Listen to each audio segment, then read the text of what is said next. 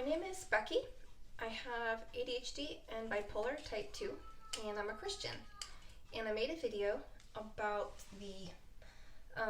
just the hard things about being a Christian and having these diagnoses, and just the pain and the trauma from just growing up as a Christian my whole life, and then having these things undiagnosed.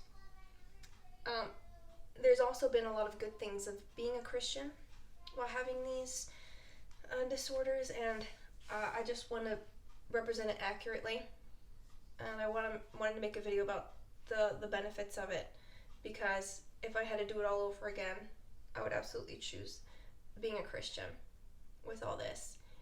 Even though there is a lot of trauma that can come when you experience Christianity in the way it wasn't meant to be, when people are just kind of making it into a system of lists and expectations, and that's what causes the harm. But when it's actually a relationship with God, a relationship with each other based on love, and then also truth, that is very important. But having it be the way it was supposed to be has been so life-giving for me, and I wouldn't have it any other way. So I want to talk about the benefits. The first thing I want to talk about is the guidance that I've gotten, and not just from other Christians who are older and wiser than me, who live life in a much more healthier way than me. I want guidance from God has been so crucial for me, especially finding out that I had these disorders, because then it was just so clear that I just can't go based on whatever I think is a good idea at the time, especially when I'm angry, because everything that pops in my head I know is a bad idea. It's just a bad idea to throw things, or to punch things, to break things, to scream at people. It's just not helpful in any way. So to be able to just shut my mouth, just shut my eyes, just stop and freeze, and to just be like, oh God, help me. I feel crazy right now. I don't know what to do, and I don't want to do anything that's popping in my head right now. I need help.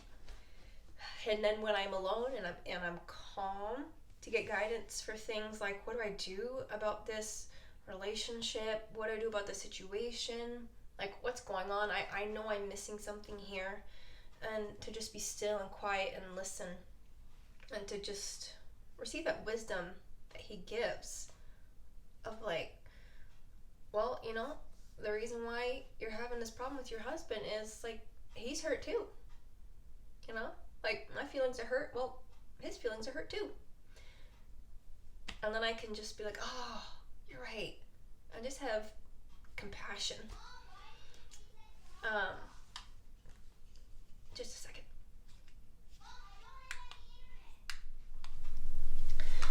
So, guidance from God. Sorry about that interruption from a kid who having a problem with his game. The other thing is healing. I've gotten supernatural healing from God, from wounds that were just making everything so much worse. Just old-time wounds that were just causing just underlying anger. Always having anger, just on the verge of spilling out.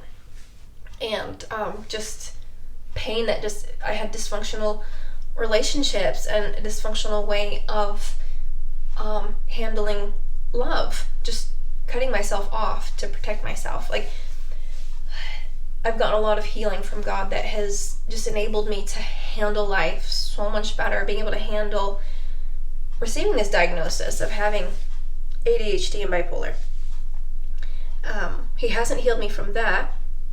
I've thought about asking him, and the sense I got was, no, this is for me to carry. This is part of my story, part of my journey, and that he's going to use it.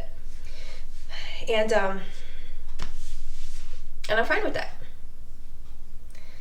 because I know He's got good plans for me, and it really does feel like it's strength training for my soul, and just building up those internal muscles of being able to handle difficulties, because I've been doing it my whole life. And at times where I'm noticing that there's pain there, or just anger, or just remembering times that I've hurt others, just to be able to pray and be like, oh God, please just heal that damage there. I mean, this is holding me back. And just trusting He's taking care of it. And just praying and just submitting to, like, what do I do? How do I get help? Like, what do I do about this? And it's go to therapy. It's read this book. Talk to this person. Ask the elders to anoint and pray over for healing. It's just been a variety of ways that I've been healed and growing, and it just kind of keeps coming in layers. And I know it's just through guidance from Him of where do I go next, what do I do next. And I just, every year is just better than the last.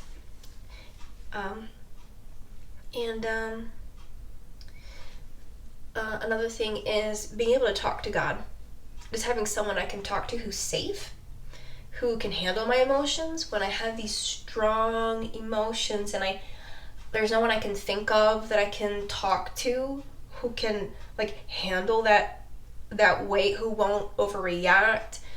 I can just always go to God, and I know He's not going to think badly about the person I'm talking about, because I care about this person. I don't want anyone to think badly of them, but I'm just so mad at them right now.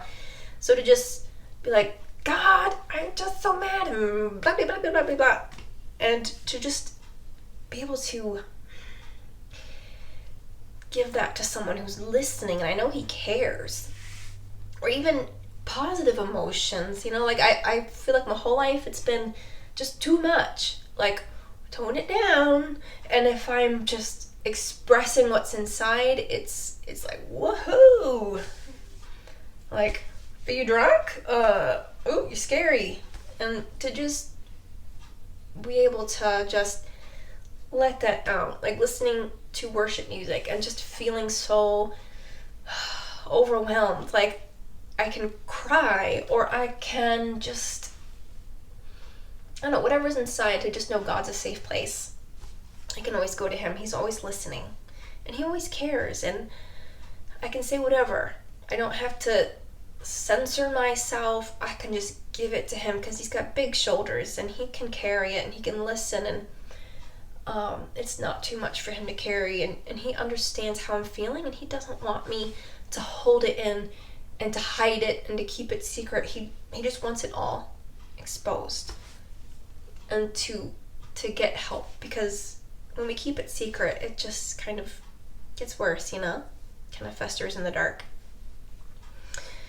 And the last thing that I want to talk about is community. The community I have with my church, and just the love that's there. To have people that will help me, who will just be understanding, even though I don't know anyone who also has bipolar or also has ADHD. And there's people I suspect maybe have ADHD, because some of the symptoms are pretty obvious. But I don't know anyone who's been diagnosed or anyone who's come out and said it. But I've been able to tell people who are close, and just the support and the love, and just the, we don't see you any different, like, we love you. And it's been so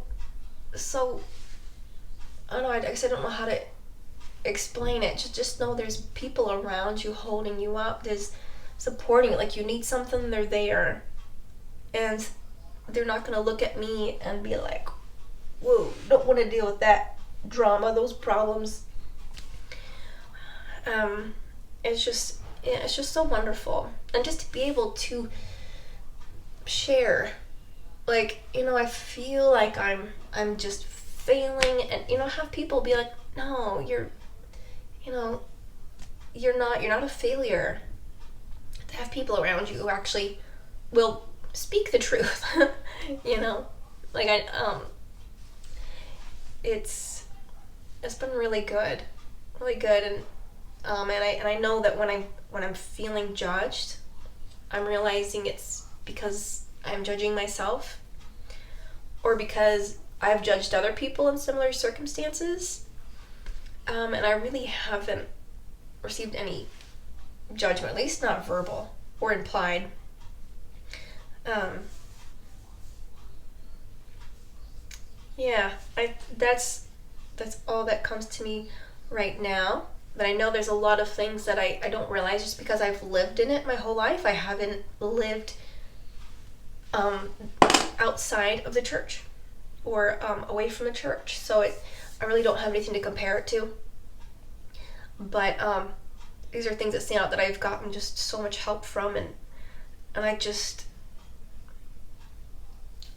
really don't want to think about what it would be like if I was just cut off from God, or cut off from the people who love God. Yeah, and I think that's